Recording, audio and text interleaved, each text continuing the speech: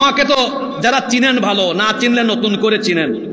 আমি কিন্তু যত বড়ই নেতা হোক চোখে চোখ রেখে কথা বলি, কারণ একজন আলেমের বৈশিষ্ট্য হলো তিনি সত্য কথা সিংহের মতো গর্জন দিয়ে বলবেন। আপনাদের বক্তব্যে নির্বাচনের কথা বলবেন পরে, খুনিদের খুনের বিচারের দাবি তুলবেন আগে, আগে নির্বাচনের কথা বলবেন না। কারণ আমরা আপনাদের খবরও জানি, আমাদের খবরও। আমি আপনাদের কথা বাদ দিয়ে আমার কথা বলি, আমাদের কথা বলি। আমরা আলেমরা নিরাপদে এই দেশে চলাফেরা করতে পারতাম না, আপনারাও ঘর থেকে বেরোতে পারতেন না, আপনারাও লুকাই লুকাই থাকতেন। এগুলা সব মানুষ জানে।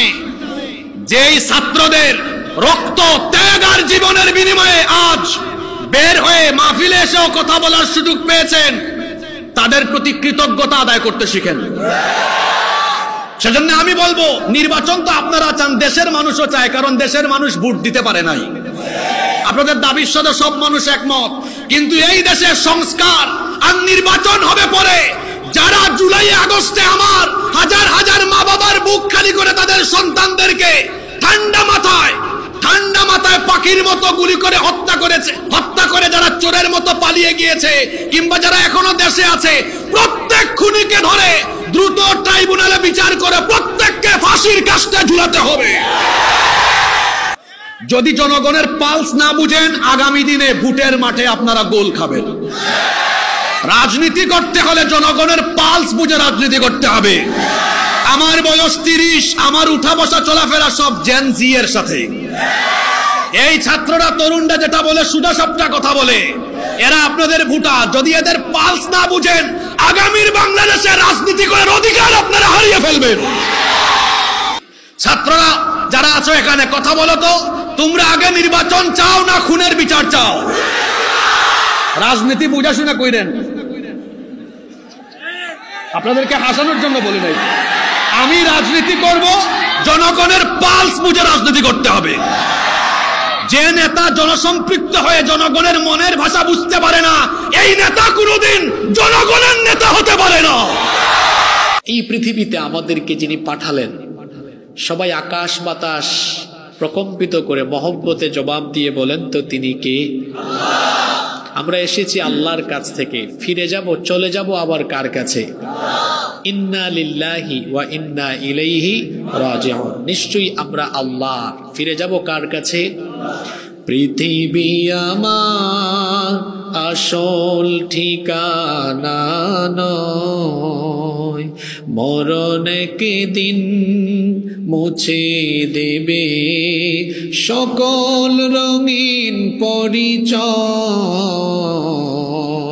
পৃথিবী আমার আসল ঠিকানা নয়।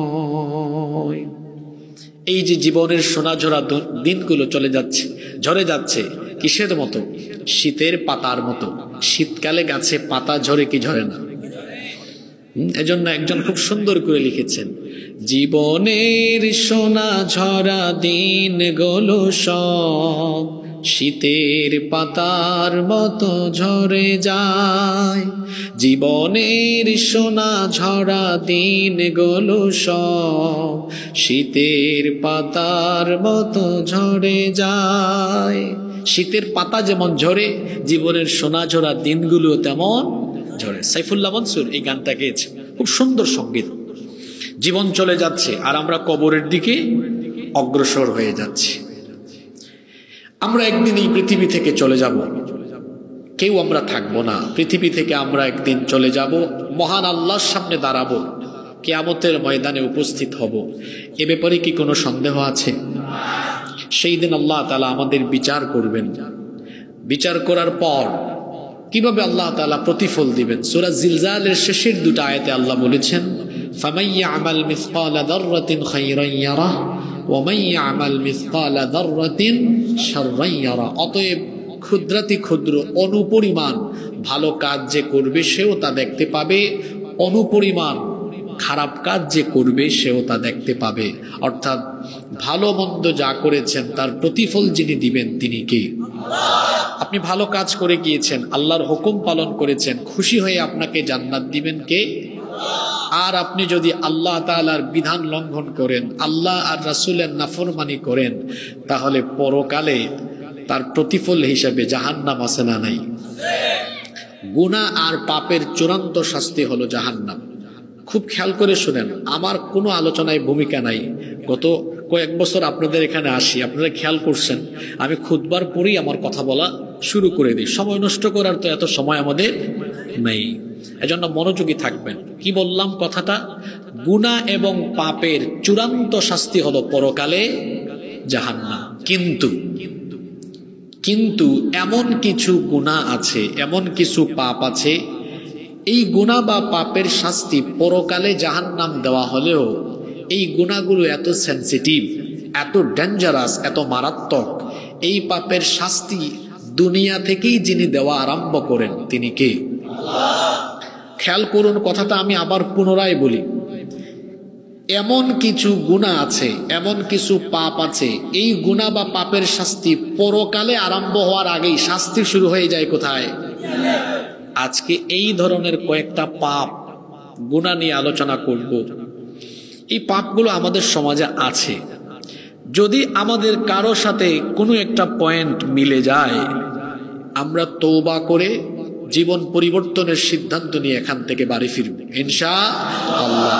কারণ আমরা জানি আমাদের গুনাহের পরিমাণ অনেক বেশি, কিন্তু আমাদের গুনাহের চাইতে আমার আল্লাহর দয়ার পরিমাণ আরো বহু গুণে বেশি। সুবহানাল্লাহ।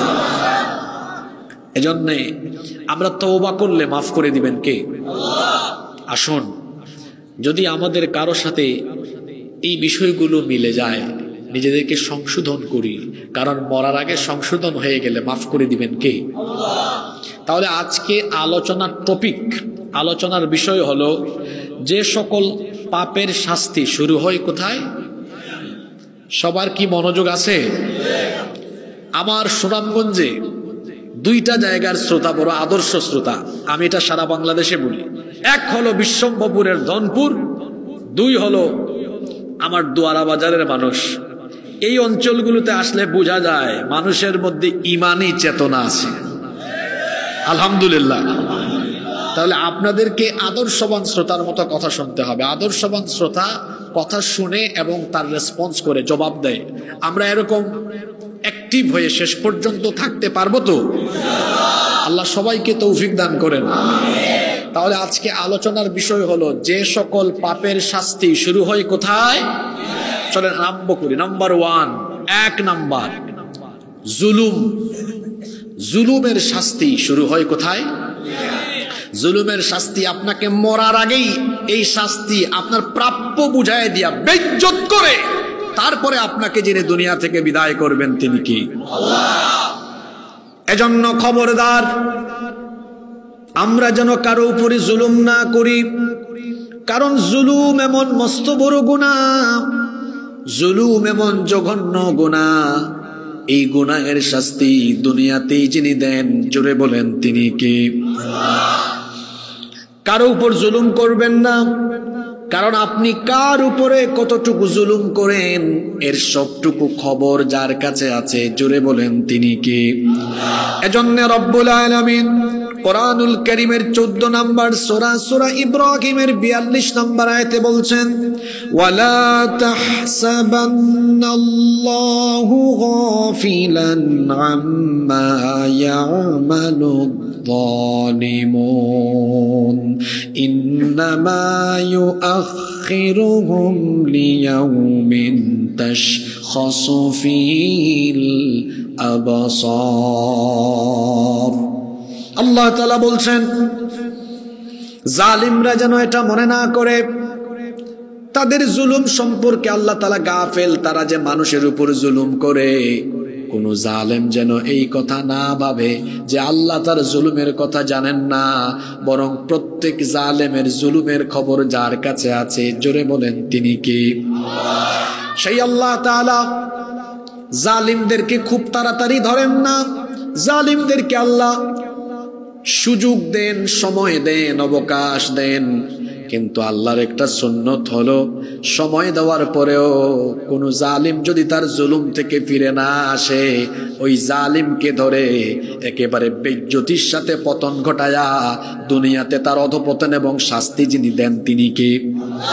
এজন্য বুখারী এবং মুসলিম শরীফের হাদিস, হযরত আবু মুসা আল আশআরী রাদিয়াল্লাহু আনহু এই হাদিসের বর্ণনাকারী সাহাবী, তিনি বলছেন আল্লাহর রাসূল বলেছেন, ইন্নাল্লাহা লা ইউমলি লিয-যালিম, নিশ্চয়ই আল্লাহ তাআলা জালিমকে ছাড় দেন, কিন্তু আল্লাহ তাআলা কোন জালিমকে ছেড়ে দেন না।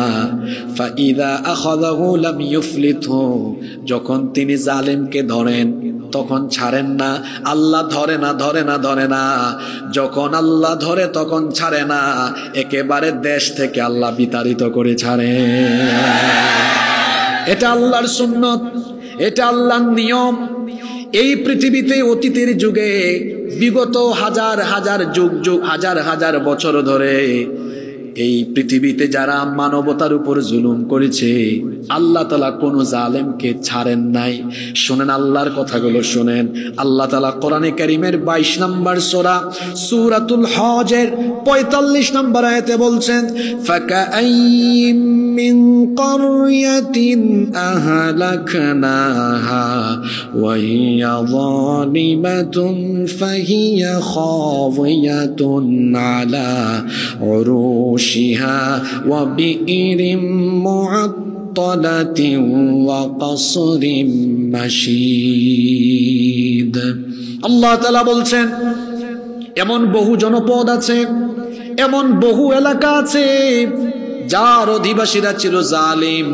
তাদের জুলুমের কারণে আমি আল্লাহ তাদেরকে আসমান জমিনের এমন গজব দিয়েছি। আমি আল্লাহর গজবের কারণে ওই জালিম জনপদের অবস্থা এমন হয়েছে, তাদের সুন্দর সুন্দর বাড়ি ঘরের ছাদ সহ আমি আল্লাহ বিধ্বস্ত করে দিয়েছি। তাদের এলাকার কুয়াগুলোকে আমি আল্লাহ পরিত্যক্ত বানিয়েছি। এমনকি আল্লাহ বলছেন, ওয়া কসরিম মাশীদ, আমি তাদের সুরম্য সুন্দর সুউচ্চ অট্টালিকাগুলোকে ভেঙে চুরে মাটির সাথে ধসায়া দিয়েছি, মিশায়া দিয়েছি। আল্লাহু আকবার। আল্লাহ তাআলা কি বলছেন শোনেন, কোরআনে কারীমের 29 নম্বর সূরা সূরা আনকাবুতের 40 নম্বর আয়াত। আল্লাহ তাআলা বলছেন, ফাকুল্লান আখাযনা বিযামবিহি ফামিনহুম মান أرسلنا عليه حاصبا ومنهم من أخذته الصيحة ومنهم من خسفنا به الأرض ومنهم من أغرقنا وما كان الله ليظلمهم ولكن كانوا أنفسهم يظلمون। আল্লাহ তাআলা বলছেন, অতঃপর প্রত্যেক জালিমকে আমি তাদের জুলুমের কারণে ধরেছি, পাকড়াও করেছি। এই আয়াতে আল্লাহ তাআলা 4টি জালেম সম্প্রদায়ের উপরে গজবের বর্ণনা দিয়েছেন। কথা বুঝে থাকলে বলেন তো, এই আয়াতে আল্লাহ তাআলা কয়টা জালেম সম্প্রদায়ের ধ্বংসের কথা বলেছেন? আস্তে বলবেন না, জোরে বলেন, কয়টা? এগুলো এখনকার যুগের না আগের যুগের? আল্লাহ বলছেন, প্রত্যেক জালেমকে আমি প্রাপ্য পাওনা বুঝাইয়া দিয়েছি, প্রত্যেককে আমি ধরেছি। আল্লাহ তাআলা বলছেন, ফামিনহুম মান আরসালনা আলাইহি হাসিবা, কাউকে কাউকে আমি তাদের জুলুমের কারণে আসমান থেকে পাথর কুচির বৃষ্টি পাঠায়া বংশ শুদ্ধ আমি নির্মূল করে দিয়েছি। ওয়া মিনহুম মান আখাযাতহুস সাইহা, কাউকে কাউকে আসমান থেকে বজ্রনিনাদের মাধ্যমে সবগুলো ধ্বংস করে দিয়েছি। 3 নাম্বার, ওয়া মিনহুম মান খাসাফনা বিহিল আরদ, আমার জমিনের উপরে আমার বান্দাদের উপর জুলুম করার কারণে কাউকে কাউকে জমিন উল্টায়া মাটির সাথে মাটির নিচে বংশ শুদ্ধ একেবারে ধসায়া দিয়েছি। 4 নাম্বার, ওয়া মিনহুম মান আগরাকনা, কাউকে কাউকে আমি আল্লাহ তাদের জুলুমের কারণে পানির নিচে আমি ডুবায়া মেরেছি। পানির অপর নাম হলো জীবন, কিন্তু স্বৈরাচারী জালিম শাসক ফেরাউনের জন্য পানির অপর নাম মরণ বানায়া দিয়েছেন কে? একটা আয়াতের ভেতরে আল্লাহ তাআলা অতীতের যুগের 4টি জালিম সম্প্রদায়ের পরিণতি বলেছেন। আল্লাহ বলেছেন কাউকে কাউকে তাদের জুলুমের কারণে আমি আল্লাহ আসমান থেকে পাথর কুচির বৃষ্টি পাঠিয়ে ধ্বংস করেছি। 2 নাম্বার, আরেক জাতিকে আমি আল্লাহ জুলুমের কারণে আমি তাদেরকে বজ্রনিনাদের মাধ্যমে ধ্বংস করেছি। আরেক জাতির কথা আল্লাহ বলছেন জমিন উল্টায়া দিয়া মাটির তলায় ধসায়া দিয়েছি। আরেক জাতির কথা বলছেন তাদের জুলুমের কারণে আমি আল্লাহ তাদেরকে পানিতে ডুবায়া মেরেছি। আল্লাহ বলছেন আমি তাদের উপর জুলুম করি নাই, বরং তারা জুলুমের কারণে এই গজবের সম্মুখীন হয়েছে। এজন্য আল্লাহ তাআলা বলছেন খবরদার কোনো মানুষের উপর জুলুম করো না, কারণ আমি আল্লাহ দুনিয়া সৃষ্টির পর থেকে কোনো কালেই কোনো যুগেই আমি জালিমকে ছাড় দিলেও ছেড়ে দেইনি। আপনারাও দেখেছেন, আপনাদের চোখের সামনে প্রচন্ড প্রতাপশালী দাম্ভিক অহংকারী স্বৈরাচারী জালেমদেরকে আল্লাহ এমন শাস্তি দিয়েছেন, একেবারে বাচ্চা বাচ্চা ছেলেদের কাছে ধরাশায়ী করায়া আল্লাহ বেইজ্জত বানায়া তাদেরকে দেশ থেকে বিদায় করে দিয়েছে। কত অহংকার, কত জুলুম, কেউ আমাদেরকে নামাতে পারবে না। ক্ষমতায় বসাতে পারেন যিনি, ওই চেয়ার থেকে জুতার বাড়ি খাওয়াইয়া দেশ ছাড়া করতে পারেন তিনি। পৃথিবীতে জালিমের জুলুমের পাওনা পেতেই হবে, কারণ জুলুম এমন এক শাস্তি, এটার শাস্তি শুরু হয় কবরে। এই বুঝি আপনাদের মনোযোগ। এই জুলুমের শাস্তি শুরু হয় কোথায়? জোরে বলেন, শুরু হয় কোথায়? বাংলাদেশে জুলুম কম ছিল না বেশি ছিল? জোরে বলেন, কম ছিল না বেশি ছিল? এমনি এমনি গজব আসে নাই। নিরপরাধ সহজ সরল আলেমদেরকে ধরে ধরে জেলখানায় ঢুকিয়ে আলেমদের উপর নির্যাতন করা হয়েছে। জেলখানা তো বানানো হয়েছে চোর ডাকাতদের জন্য, ডেভিলদের জন্য। এখন তো শুরু হয়েছে অপারেশন ডেভিল হান্ট। নামটা সুন্দর হয়েছে, শয়তানের খুঁজে। কিসের খুঁজে? সামনে আসতেছে রমজান মাস। রমজান মাস যখন আসে আল্লাহ নিজেই শয়তানকে বন্দী করেন। আমার দেশের সরকার ভালোই উদ্যোগ নিয়েছে, রমজানের আগে শয়তানের খুঁজে তারা আছে। এই অপারেশন সফল হোক, আরো আসতে বলেন আমিন। এই অপারেশনের সফলতা আপনারা চান কি চান না?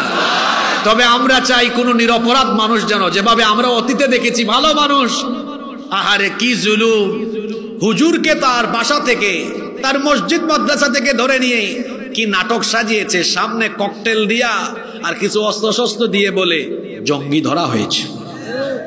কে বলেন আছে না নাই? এভাবে বছরের পর বছর আলেমদেরকে জেলখানায় ঢুকিয়ে তাদেরকে কষ্ট দেওয়া হয়েছে। গভীর রাতে তাহাজ্জুদের সময়ে জেলখানার অন্ধ প্রকোষ্ঠে বড় বড় আলেমদের চোখের পানি ঝরেছে। সেই চোখের পানি তোমাদের জন্য গজব হিসাবে আবির্ভূত হয়ে আজ তোমাদের এই কঠিন পরিণতি হয়েছে।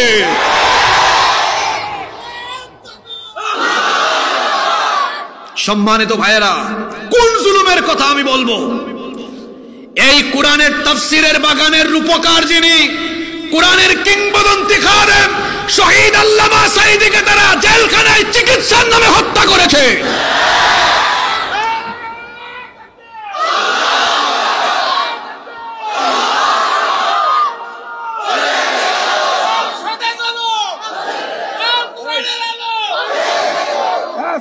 বসেন। সম্মানিত ভাইয়েরা, জুলাইয়ে আগস্টে আহারে আমার কত বাবা মায়ের বুক খালি হয়েছে। হাজার হাজার সন্তান জীবন দিয়েছে। এখানে বিএনপি জামাত দুই দলের নেতৃবৃন্দ আছেন। আমাকে তো যারা চিনেন ভালো, না চিনলে নতুন করে চিনেন। আমি কিন্তু যত বড়ই নেতা হোক চোখে চোখ রেখে কথা বলি, কারণ একজন আলেমের বৈশিষ্ট্য হলো তিনি সত্য কথা সিংহের মতো গর্জন দিয়ে বলবেন। আপনাদের বক্তব্যে নির্বাচনের কথা বলবেন পরে, খুনিদের খুনের বিচারের দাবি তুলবেন আগে, আগে নির্বাচনের কথা বলবেন। কারণ আমরা আপনাদের খবরও জানি, আমাদের খবরও। আমি আপনাদের কথা বাদ দিয়ে আমার কথা বলি, আমাদের কথা বলি। আমরা আলেমরা নিরাপদে এই দেশে চলাফেরা করতে পারতাম না, আপনারাও ঘর থেকে বেরোতে পারতেন না, আপনারাও লুকাই লুকাই থাকতেন। এগুলা সব মানুষ জানে। যেই ছাত্রদের রক্ত ত্যাগ আর জীবনের বিনিময়ে আজ বের হয়ে মাহফিলে এসেও কথা বলার সুযোগ পেয়েছেন, তাদের প্রতি কৃতজ্ঞতা আদায় করতে শিখেন। সেজন্য আমি বলবো, নির্বাচন তো আপনারা চান, দেশের মানুষও চায়, কারণ দেশের মানুষ ভোট দিতে পারে নাই। আপনাদের দাবির সাথে সব মানুষ একমত, কিন্তু এই দেশের সংস্কার আর নির্বাচন হবে পরে। যারা জুলাই আগস্টে আমার হাজার হাজার মা বাবার বুক খালি করে তাদের সন্তানদেরকে ঠান্ডা মাথায় পাখির মতো গুলি করে হত্যা করেছে, হত্যা করে যারা চোরের মতো পালিয়ে গিয়েছে, কিংবা যারা এখনো দেশে আছে, প্রত্যেক খুনিকে ধরে দ্রুত ট্রাইব্যুনালে বিচার করে প্রত্যেককে ফাঁসির কাস্টে ঝুলাতে হবে, তারপরে দেশে নির্বাচন হবে। সোজা কথা। যদি জনগণের পালস না বুঝেন, আগামী দিনে ভোটের মাঠে আপনারা গোল খাবেন। রাজনীতি করতে হলে জনগণের পালস বুঝে রাজনীতি করতে হবে। আমার বয়স 30, আমার উঠা বসা চলাফেরা সব জেন জি এর সাথে।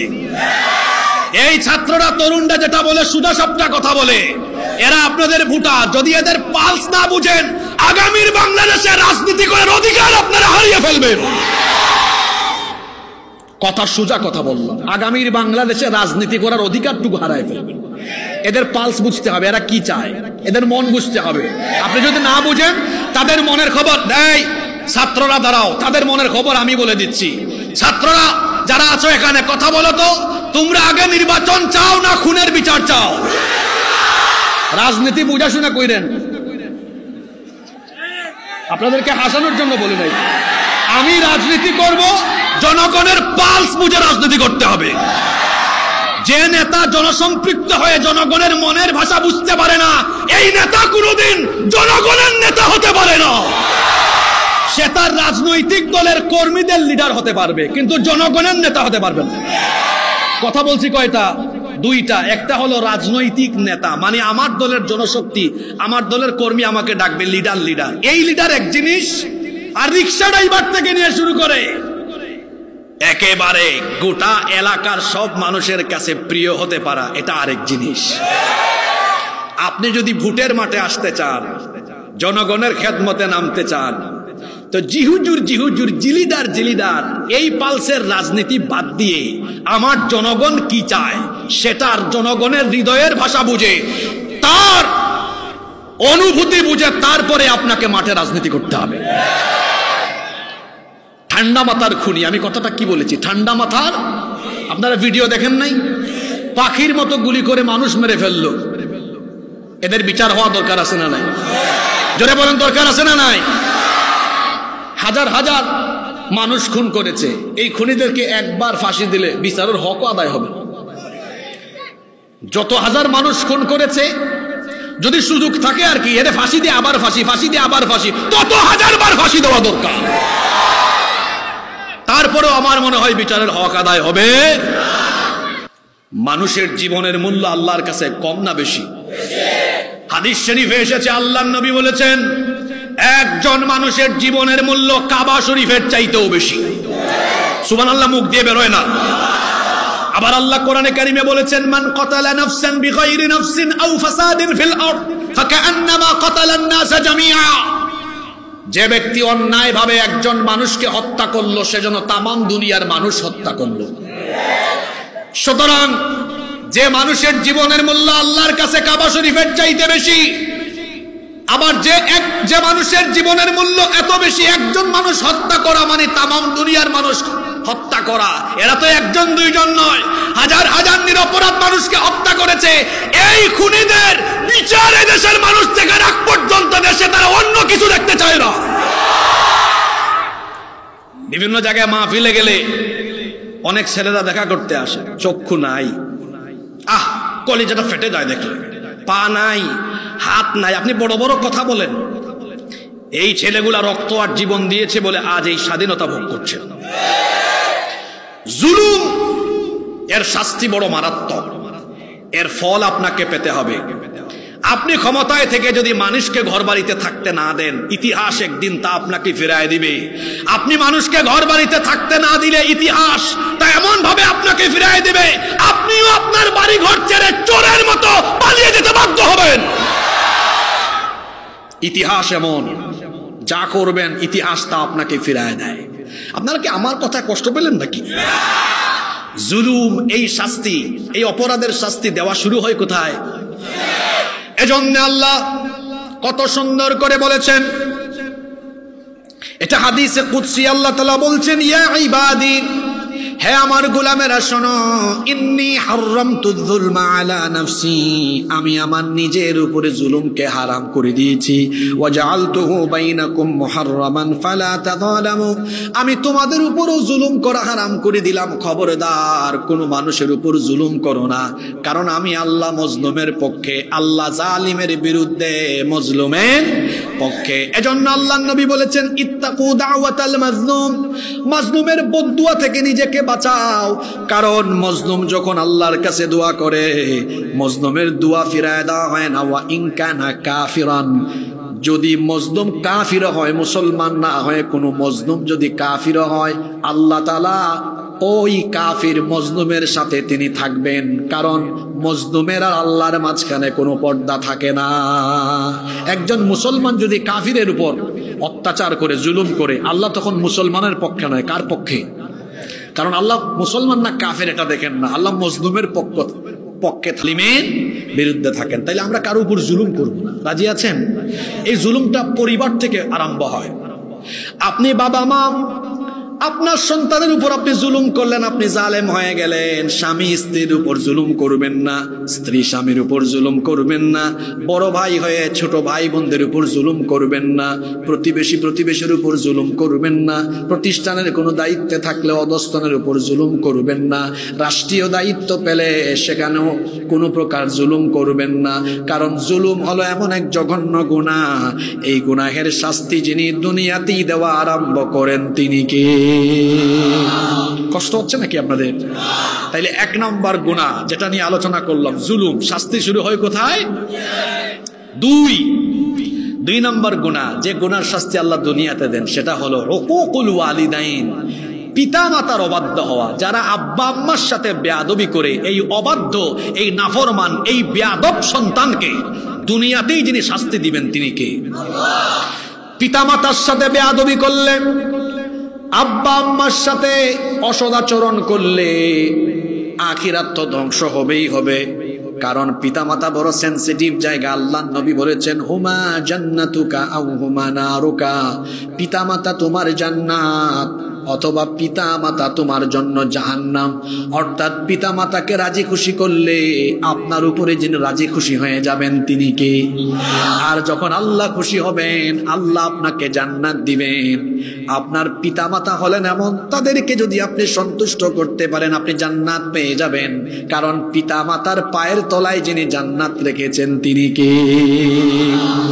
আর যদি পিতামাতার অবাধ্য হন, আব্বা আম্মার সাথে উঁচা গলায় কথা বলেন, ধমক দেন, ঝিরকি দেন, ঘর থেকে বের করে দেন, তার খোঁজ খবর নেন না, আব্বা আম্মার খেদমত যদি না করেন, বেয়াদবি যদি করেন, তাহলে আপনাকে যিনি জাহান্নামের শাস্তি আপনার জন্য যিনি অবধারিত করবেন তিনি কে? এজন্য খবরদার, পিতামাতার অবাধ্য হওয়া যাবে না, কারণ পিতামাতার অবাধ্য হলে এই শাস্তি আল্লাহ দুনিয়াতে আস্তে আস্তে না বরং দ্রুত গতিতে দিয়ে দেন। মুস্তাদরাকে হাকিমের ভেতরে হাদিস বর্ণিত হয়েছে। হাদিসের বর্ণনাকারী সাহাবী হচ্ছেন আনাস ইবনে মালিক রাদিয়াল্লাহু আনহু। তিনি বলছেন, আল্লাহর নবী বলেছেন, বাবানি মুআজ্জিলানি উকুবাতুহুমা ফিদ দুনিয়া, দুইটা পাপের দরজা হলো এমন, এই পাপের দরজা দিয়ে যারা ঢুকবে তাদেরকে দ্রুত গতিতে অতি তাড়াতাড়ি দুনিয়াতে শাস্তি যিনি দিবেন তিনি কে? একটা হলো আল বাগী, আল্লাহর সাথে সীমা লঙ্ঘন। দুই নাম্বার হলো হুকুকুল ওয়ালিদাইন, পিতামাতার অবাধ্যতা। পিতামাতার অবাধ্য হলে পরে এই নাফরমান সন্তানকে দ্রুত গতিতে দুনিয়াতে শাস্তি দিবেন কে? শাস্তিটা কেমন হতে পারে? দেখা যাবে আসমান জমিনের গজব তার উপরে এসে পড়বে। পিতামাতাকে খাওয়ায় না, তার কমে যাবে। দেখা যাবে তার অভাব অনটন কমবে না, রোগ বালাই, বিপদ আপদ, বালা মুসিবত দিয়ে তার জীবনটাকে যিনি অশান্তিতে ভরপুর করে দিবেন তিনি কে? খবরদার, এই জন্য আব্বা আম্মার সাথে কোনো ধরনের বেয়াদবি করবেন না। আল্লাহর নবী বলেছেন, আলা উহাদ্দিসুকুম বিআকবারিল কাবাইর, আমি কি তোমাদেরকে বড় বড় কবিরা গুনাহ সম্পর্কে সতর্ক করব না? সাহাবীরা তখন বললেন, বালা ইয়া রাসূলুল্লাহ, আমরা বলি সাল্লাল্লাহু আলাইহি ওয়াসাল্লাম, অবশ্যই আপনি আমাদেরকে সতর্ক করেন। আল্লাহর নবী বললেন, শোনো, সবচাইতে বড় কবিরা গুনাহ হলো আল ইশরাকু বিল্লাহ, আল্লাহর সাথে শিরক করা। আর আল্লাহর সাথে শিরক করার পরে সবচাইতে বড় এবং জঘন্য কবিরা গুনাহ হলো হুকুকুল ওয়ালিদাইন, পিতা মাতার অবাধ্য হওয়া। সুতরাং এখানে আমার যত ভাইয়েরা এবং পর্দার আড়ালে যত মায়েরা বোনেরা আছেন, সবাইকে অনুরোধ করব, খবরদার আব্বা আম্মার সাথে বেয়াদবি করবেন না। আব্বা আম্মার সাথে বেয়াদবি করলে মরার পরে বিনা হিসাবে জাহান্নাম, আর মরার পরে শাস্তি আরম্ভ হবে না, শাস্তি কিন্তু শুরু হয়ে যাবে দুনিয়ায়। আপনার জীবনটাকে যিনি অশান্তি দিয়ে ভরপুর করে দিবেন তিনি কে? মনে রাখবেন, পিতামাতার সন্তুষ্টিতে আল্লাহ সন্তুষ্ট, পিতামাতার অসন্তুষ্টিতে আল্লাহ অসন্তুষ্ট। এজন্য হাদিস শরীফে এসেছে, আল্লাহর নবী বলেছেন, রিদাল্লাহু ফি রিদাল ওয়ালিদাইন ওয়া সাখাতুল্লাহি ফি সাখাতিল ওয়ালিদাইন। আল্লাহর নবী বলেছেন, পিতা মাতার সন্তুষ্টিতে আল্লাহ সন্তুষ্ট, পিতা মাতার অসন্তুষ্টিতে আল্লাহ অসন্তুষ্ট। কোন সন্তানের উপর যদি তার আব্বা আম্মা খুশি থাকেন, এই সন্তানের উপর আমার আল্লাহ খুশি হয়ে যান। এই জন্য দুনিয়ায় যদি আপনি হায়াতে রিজিক চান, জীবনে যদি বরকত চান, শাস্তির বদৌলতে দুনিয়ায় যদি আপনি সুখে শান্তিতে থাকতে চান, আব্বা আম্মার খেদমত করেন। কারণ আল্লাহর নবী বলেছেন, হাদিসটা খেয়াল করে শোনেন, আল্লাহর নবী বলেছেন, এই হাদিসটি বুখারী এবং মুসলিম শরীফে এসেছে, নবীজি বলেছেন, মান সাররাহু আইয়ুবসাতা লাহু ফি রিজকিহি আও ইউনসা লাহু ফি আতারিহি ফালইয়াসিল রাহিমাহু ওয়া আযমুর রাহিম আল ওয়ালিদান আকরাবুর রাহিমি আল ওয়ালিদান। আল্লাহর নবী বলেছেন, কেউ যদি তার রিজিকের মধ্যে, জীবনের মধ্যে বরকত চায়, সেই ব্যক্তির উচিত হলো তার পিতা মাতার খেদমত করা। কারণ পিতা মাতার খেদমত করলে গোটা জীবনে যিনি বরকত দিয়ে ভরে দিবেন তিনি কে? আমরা দুনিয়ায় বরকত, সুখ, শান্তি চাই কি চাই না? আল্লাহ রসুল বলেছেন, দুনিয়ায় সুখ চাও, শান্তি চাও, সম্মান চাও, রিজিক চাও, সব দিয়ে দিব। তুমি তোমার পিতামাতার পায়ের কাছে পড়ে থাকো, তাদেরকে খুশি করো, আমি আল্লাহ তোমার যা দরকার তোমার পায়ের সামনে ফেলায় দিব। সুবহানাল্লাহ কইতে পারলেন না? খুব খেয়াল করে একটা ঘটনা শুনেন, খেয়াল আছে তো আপনাদের? একবার 3 ভাই পারিবারিক বৈঠকে বসেছে। কয় ভাই? বড় ভাই বলতেছে ছোট 2 ভাইকে, মেজো ভাই, ছোট ভাই, শোনো, আমাদের আব্বা আম্মাকে চলো আমরা 3 ভাই মিলে ভাগ করে খাওয়াই। আমি 10 দিন, তুমি 10 দিন, তুমি 10 দিন, তাহলে 3 দশে 30 দিন, মানে 10 দিন আব্বা আম্মার খাওয়া দাওয়া, দেখাশোনা, ভরণ পোষণ সব আমি করব, 10 দিন তুমি, 10 দিন তুমি। মেজো ভাই বলল, বড় ভাই আমি আপত্তি করলাম, 10 দিন 10 দিন সময় কম হয়, চলেন আমরা হয় 1 মাস 1 মাস করে খাওয়াই, নইলে 4 মাস করে, তাইলে বছরে একবার পড়বে, 4 4 4, অথবা 1 মাস 1 মাস করে।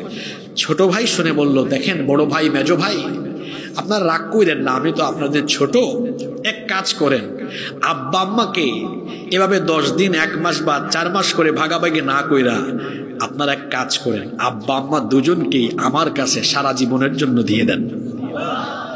আচ্ছা, আপনারা তো সুবহানাল্লাহ কইলেন, কিন্তু ওই 2 ভাই, বড়টা আর মেজোটা, মনে মনে খুব খুশি, আরে আমাদের খরচ বাঁচলো, খাওয়ানো লাগলো না, চিকিৎসা করানো লাগবে না, দেখাশোনা লাগবে না।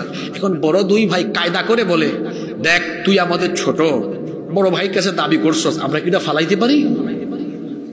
যা, তুই ছোট ভাই হিসাবে তোর দাবি আমরা পূরণ করলাম, আদর করে তোর দাবি আমরা মেনে নিলাম। এই 3 জনের আলাপ শুনেছেন আরেক চাচা এসে ওই ছোট ছেলেকে বলতেছেন, বাবা তুমি তো বড় ব্যাককল। এখন ছোট ছেলে বলতে চায়, চাচা আপনি আমাকে ব্যাককল বললেন কেন? ব্যাককল বলবো না, তোমার 2 ভাই দায়িত্ব নিতে চাইলো, তুমি তাদেরকে দায়িত্ব না দিয়ে একাই নিয়ে ফেললা, এখন তো তোমার খরচ বাড়লো, তোমার তো বেশি বেশি টাকা খরচ হবে, তুমি ব্যাককল না? তখন ছোট ছেলে বলল, চাচা রাগ কইরেন না, আপনি বাপের সমান মানুষ, আপনিও ব্যাককল, আমার 2 ভাইও ব্যাককল। চাচা বলতেছে, হ্যাঁ তুমি আমাকে ব্যাককল বললা কেন? এই ছোট ছেলে বলতেছে, আমার 2 ভাই ব্যাককল, আপনিও ব্যাককল, এটা এজন্য বলেছি, আমার আব্বা আম্মার জন্য খরচ করলে আমার কমবে না। আমি জানি আমার আব্বা আম্মার পেছনে আমি যদি খরচ করি, তারা যদি দোয়া নাও করে, কিন্তু তাদের মন যদি আমার উপর সন্তুষ্ট থাকে, সম্পদ কি আর কমবে? আমি ভালো করেই জানি গোটা দুনিয়ার সম্পদ আল্লাহ আমার পায়ের তলায় ফেলায় দিবেন। কি বুঝলেন ঘটনা থেকে? বুদ্ধিমান সন্তান কখনো তার পিতামাতাকে ভাগ করে না। আমাদের গ্রামগুলোতে অনেক পরিবার আছে 3 ভাই 4 ভাই ভাগ করে খাওয়ায়। আরে আপনি তো এমন সন্তান হবেন, কিসের ভাগ করবেন? চিরজীবন মা বাবার খেদমত করবেন। আব্বা আম্মার খেদমত করতে পারা সৌভাগ্যের ব্যাপার, কারণ রসুল বলেছেন যার ঘরে আব্বা আম্মা আছে তার ঘরেই তার জন্য জান্নাত আছে। সুবহানাল্লাহ। তা আমার আব্বা আম্মা বেঁচে থাকা মানে সবচেয়ে বড় কথা কি জানেন? আব্বা আম্মা থাকা মানে আমার জন্য দোয়া করার মানুষে কোনো আহারে আপনাদের মাহফিলে আমি যখন আসতেছিলাম, আমার তো বাবা নেই, আমার মাকে ফোন করলাম, আম্মা একটু দোয়া করেন। আমি সুনামগঞ্জে যাচ্ছি, রাস্তায় কুয়াশা, দোয়া করেন। রাস্তায় কুয়াশা আছে, আল্লাহ যেন হেফাজত করেন। এই মাটাও যখন থাকবে না, কার কাছেই দোয়াটা চাইবেন বলেন? মা আর বাবা তো এমন, তাদের হাত তারা তুললে পরে সন্তানের জন্য আব্বা আম্মার দোয়া আল্লাহ ফিরায় দেন নাই। তারা যা বলেন আল্লাহ তাই কবুল করেন। সুবহানাল্লাহ। সুতরাং আমার ভাইয়েরা, যুবক ভাইয়েরা, আব্বা আম্মা আছেন মানে এখনো আপনার মাথার উপরে ছায়া আছে, আপনার জন্য দোয়া করার মানুষ আছে। বাহিরে যাবেন, গভীর রাত পর্যন্ত বাইরে থাকলে দেখবেন কেউ টেনশন করে না, ভাই বোন সব স্বার্থপর, সব ঘুমায় যায়। মা ফোন করে, বাবারে সব তো বাড়িতে ঘুমায়, আমার মনটা ছটফট করে এখনো, তুই কই, তাড়াতাড়ি আয়। রাত 3টার সময় গিয়া দেখা যায় ভাই বোন সব ঘুমায়, কিন্তু মা এটা ঘুমায় না, বাড়ির দরজায় পাহারাদারের মতো তার সন্তানের জন্য দাঁড়ায় দাঁড়ায় ছটফট করে অপেক্ষা করে। আল্লাহু আকবার। এই মাকে খুশি করেন, এই মাকে খুশি করেন।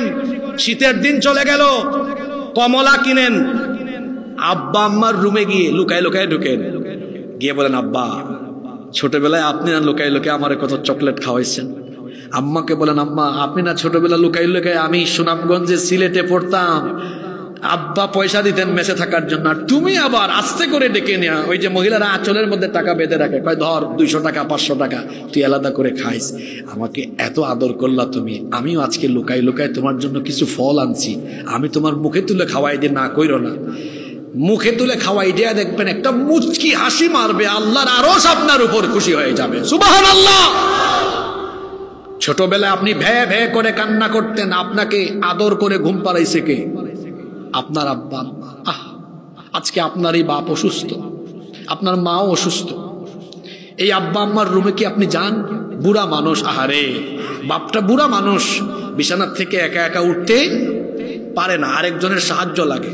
রাতের বেলা শুধু আওয়াজ, আহ, কোমরে ব্যথা, মেরুদণ্ডে ব্যথা, হাঁটুতে ব্যথা। আহা, আপনি আপনার বউ নিয়ে ঘুমায় যান, একবারও মনে পড়ে না আমার বাপটা কি ঘুমাইলো কিনা?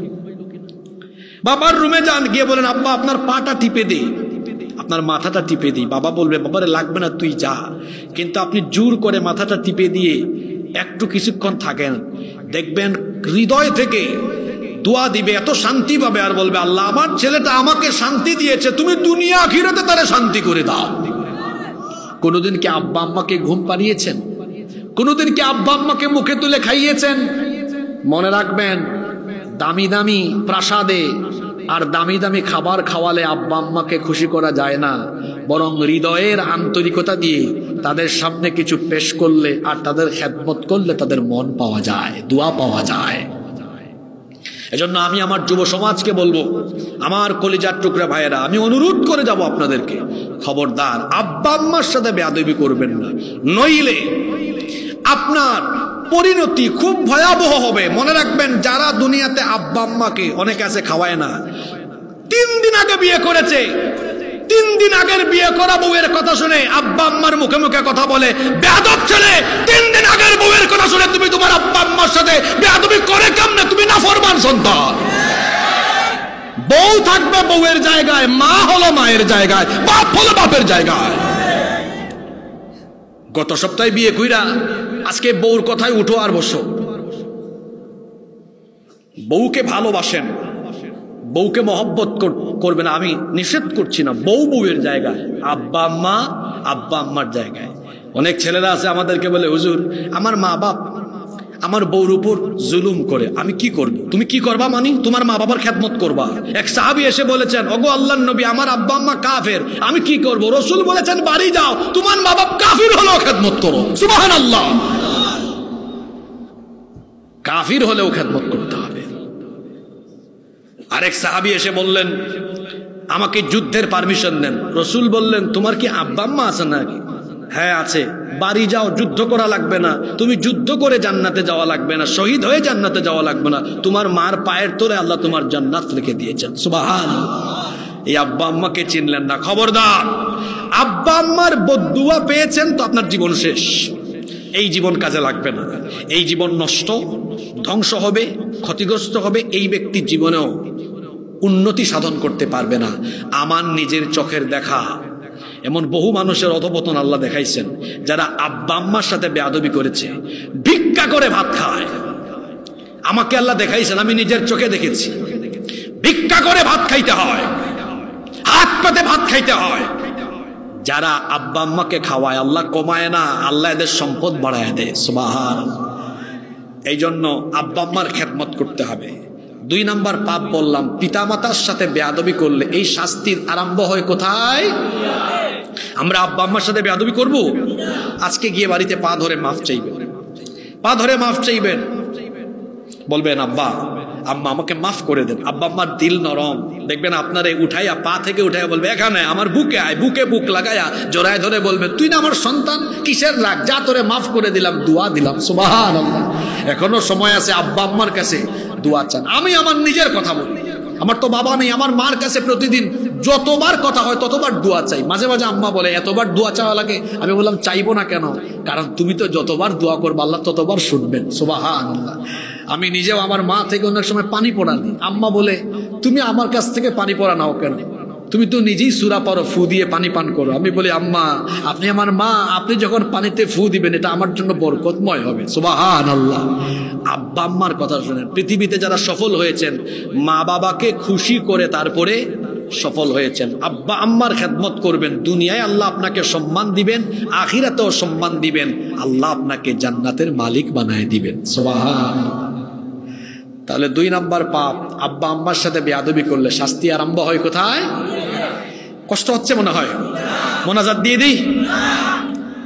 নাম্বার 3 নাম্বার যে পাপের শাস্তি আল্লাহ দুনিয়ায় দেন, সেটা হলো কোন মুসলমানের মান সম্মান যদি আপনি নষ্ট করেন, আল্লাহ আপনার মান সম্মান নষ্ট করে দুনিয়ায় আপনাকে বেইজ্জত বানায়া ছাড়বেন। শুধু ঠিক ঠিক বললেন না, আপনারা আজকের ওয়াজ আরম্ভ হয়েছে আসমানের নিচে আর জমিনের উপরের ওয়াজ। এজন্য কথা যদি কারো গায়ের উপর চলে যায় তা আপনারা মন খারাপ করেন না। মন খারাপ করবেন? দুনিয়ায় কোনো নিরপরাধ মানুষের মান সম্মান নষ্ট করার চেষ্টা করবেন না, সম্মানিত মানুষকে অপমানিত করার চেষ্টা করবেন না। এর ফলাফল আখিরাতে আল্লাহ দুনিয়ায় আপনাকে দিয়ে ছাড়বেন। শুনেন আল্লাহর নবী কি বলেছেন। আন ইবনে উমর রাদিয়াল্লাহু আনহুমা, হযরতে আব্দুল্লাহ ইবনে উমর রাদিয়াল্লাহু আনহুমা থেকে হাদিস বর্ণিত হয়েছে, তিনি বলেছেন, সাইদা রাসূলুল্লাহ সাল্লাল্লাহু আলাইহি ওয়াসাল্লাম আল মিম্বার ফানাদা বিসাউতির রাফি'। আল্লাহর রাসূল মিম্বরে আরোহণ করলেন, তারপরে গলার আওয়াজকে বড় করে তিনি বক্তব্য দিলেন, ভাষণ দিলেন। আল্লাহর নবী বললেন, ইয়া মা'শারা মান ক্বাদ আসলামা বিলিসানিহি, হে ওই সকল ব্যক্তিরা যারা মুখ দিয়ে ঈমানের ঘোষণা দিয়েছো, ওয়ালাম ইউফদিল ঈমানু ইলা কলবি, কিন্তু যাদের অন্তরে ঈমান এখনো বদ্ধমূল হয় নাই, তোমরা শোনো, লা তুযুল মুসলিমিন, কোন মুসলমানকে কষ্ট দিও না, ওয়ালা তুআইরুহুম, কাউকে লজ্জা শরম দিও না, ওয়ালা তাত্তাবিউ আওরাতিহিম, কারো গোপন বিষয়গুলো তালাশ করতে যেও না। আমার সমাজে দেখবেন অনেক মানুষ আছে ছিদ্রান্বেষণ করে, শুধু মানুষের দোষ ত্রুটি খুঁজে বেড়ায়। এমন মানুষ বলেন তো সমাজে আছে না নাই? অমুক কি করলো, তমুক কি করলো, হায় রে হায়। মসজিদের কমিটিতে যারা থাকে, মুতাওয়াল্লি, সভাপতি, সেক্রেটারি, এটার জন্য মসজিদের দায়িত্বই পাইছে হুজুরের কোন জায়গায় একটু খুঁত হয়, একটু ভুল হয়, খালি ভুল ধরে আছে না নাই? অনেকে আছে অমুক কি করলো তমুক কি করলো তা বলে বেড়ায়, আর প্রকাশ্যে জনসম্মুখে মানুষকে অপমান করার জন্য চেষ্টা করে। আল্লাহর নবী বলেছেন, ফাইন্নাহু মান তাত্তাবা আওরাতা আখিহিল মুসলিম তাত্তাবা আল্লাহু আওরাতাহ। আল্লাহর নবী বলেছেন, যদি কোনো ব্যক্তি, যে ব্যক্তি তার মুসলমান ভাইয়ের দোষ ত্রুটি বলে বেড়ায়, বেইজ্জত করার জন্য তার দোষ ত্রুটি বলে বেড়ায়, আল্লাহও তার দোষ ত্রুটি প্রকাশ করে দিবেন। আর আল্লাহ যদি কোনো ব্যক্তির গোপন বিষয় প্রকাশ করে দেন, ওই ব্যক্তি উটের হাওদের মধ্যে লুকালেও তাকে বেইজ্জত করে ছাড়বেন কে? আপনি দেখেন নাই আল্লাহ কেমনে বেইজ্জত করেছেন? আপনি সম্মানিত মানুষগুলোকে অপমানিত করার চেষ্টা করেছেন। আল্লামা সাঈদী ধর্ষণকারী, নাউজুবিল্লাহ পড়তে ইচ্ছে করে না। আপনি এই অপবাদ দিয়ে তাকে জনবিচ্ছিন্ন করার চেষ্টা করেছেন। আল্লাহ আপনাকে কেমনে শাস্তি দিয়েছেন? আল্লাহ আপনাকে জনবিচ্ছিন্ন বানিয়ে দিয়ে আপনাকে এই দেশ থেকে আপনার মামু বাড়িতে পাঠিয়ে দিয়েছেন। আপনার জন্য আহ করার মানুষ এখন। আমার দেশে ভাতের হোটেলের এক মালিক ছিল, আপনারা কি তাকে চিনেন নাকি? চিনেন না? কওমি অঙ্গনের একজন আলেম আছেন, মাওলানা রফিকুল ইসলাম মাদানী, একজন পিচ্চি হুজুর আছেন না? এই হুজুরকে জেলে রাখা হয়েছে না? উনি জেল থেকে বের হয়ে কি বললেন? এই হারুন ভাতের হোটেলের মালিক, উনাকে জেল থেকে বের করে একদিন রাতের বেলা নিয়ে গিয়ে ঢাকায় দুই দিকে রাস্তা বন্ধ করে দিয়ে তারপরে তার কাছে উলঙ্গ অর্ধনগ্ন এক নারীকে এনে তার কাছে রেখে ছবি টবি তুলছে। তারপর বলছে, রিমান্ডে আমরা যা বলবো স্বীকার করবেন, নইলে এই যে ছবি তুললাম এগুলো ফাঁস করে দিব, স্বীকার করতে হবে।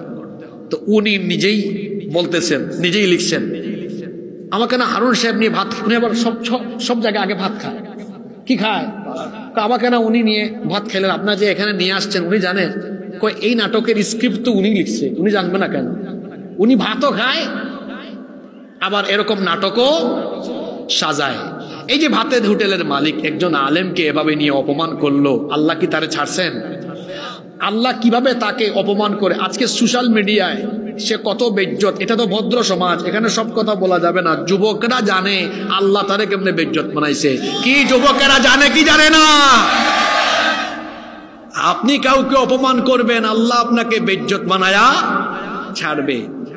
ক্ষমতায় থাকলে হুঁশ থাকে না।